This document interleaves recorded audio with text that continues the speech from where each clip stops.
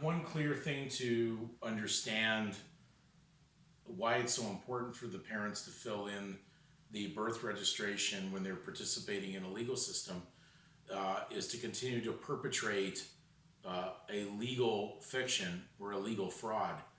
Um, the uh, the only problem that we're mainly dealing with is the choice factor for the child hasn't arrived yet, and therefore the whole situation is really not basically binding on the child because the child hasn't reached age of election to choose whether he's going to bind himself to the legal kingdoms of man or he's going to bind himself to the basically the kingdom of God under the salvation of Jesus Christ, the King of Kings and Lord of Lords. So when you look at the statement of birth record, uh, we have to remember that there is a Latin maxim that actually governs the fact of the level how far the Roman civil system can go. And it says equity will not allow basically a statute to be used as a cloak of fraud.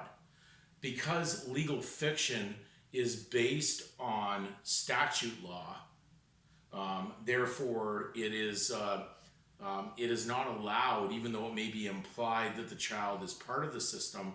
It cannot be used to enforce this on the child when they come to an age to choose.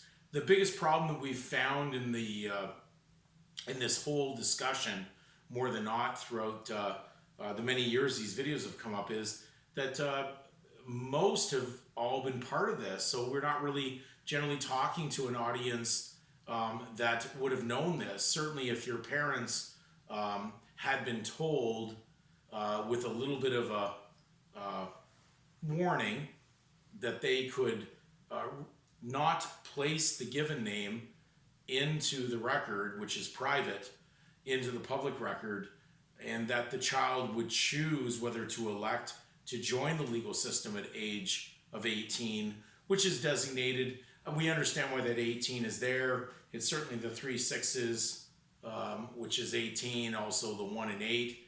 It also heads up to 9, which is always there's a 9-digit social security or social insurance number that operates someone who basically is going to act as a surety for the government issued bond for their participation into something that certainly is fictitious and not real. Therefore, we're dealing with lack of knowledge, and we have to understand that. So, a statement of birth is really evidence of a mask, a legal mask being created and being induced, and then therefore being used to eventually create another instrument that they leave ambiguous and unclear, which is generally the instrument that you've always seen the version of on the docket at the courts.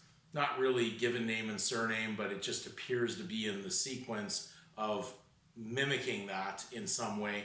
And we're going to deal with that in future videos that are coming up on this, because it's important to understand how that surname or that agnomination is used and what the definitions of it really are, so that you can comprehend how you got involved in it and how you've been possibly deceived.